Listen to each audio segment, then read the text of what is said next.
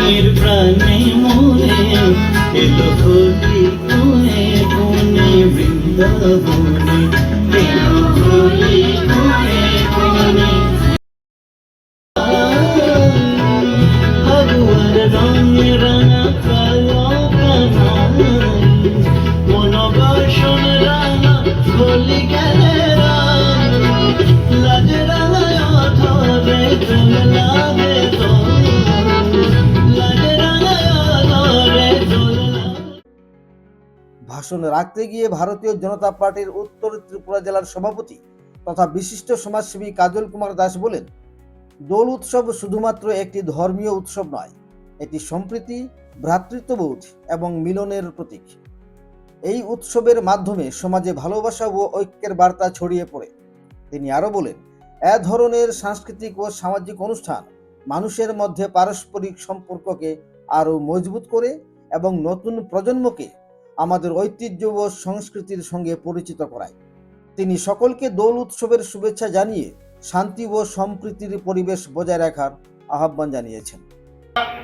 আপনাদের যে আগমনী বার্তা এবং এই কচিকাঁচা শিশুরা যে আগামী দিন আমাদের এই ধর্মনগরের এক একটা সম্পদ হিসাবে উঠে আসবে, তাদের মাধ্যমে আমরা ধর্মনগরকে আরো সুসজ্জিত করতে পারবো। ধর্মনগরের যে ঐতিহ্য, ধর্মনগরের যে ধার্মিক এবং আধ্যাত্মিক রূপরেখা, সেটা আপনাদের মাধ্যমে যাতে আগামী দিন পরিস্ফুটিত হয়। এই দোল পূর্ণিমা বা রং খেলার মাধ্যমে আমরা সমাজকে একটাই বার্তা দিতে চাই, আমরা প্রত্যেকে একে অন্যের পরিপূরক হিসাবে আগামী দিন একটা গণতান্ত্রিক পরিমণ্ডল তৈরি করার মাধ্যমে আমরা একে অন্যের পরিপূরক হব। ধর্মনগর থেকে দেবমল্ল কাশ্যপের রিপোর্ট, ত্রিপুরা পাইওনিয়ার।